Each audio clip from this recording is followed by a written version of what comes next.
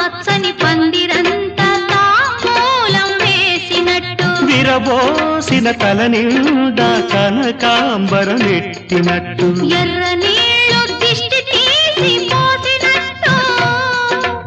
ఎర్ర నీళ్ళు దిష్టి తీసి పోసినట్టు కర్పూరం హారతి ఇచ్చినట్టు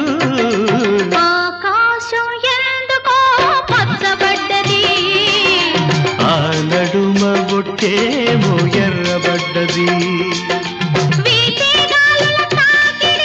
సాగే గువ్వల అలజడి రమ్మని పిలిచే భయపడి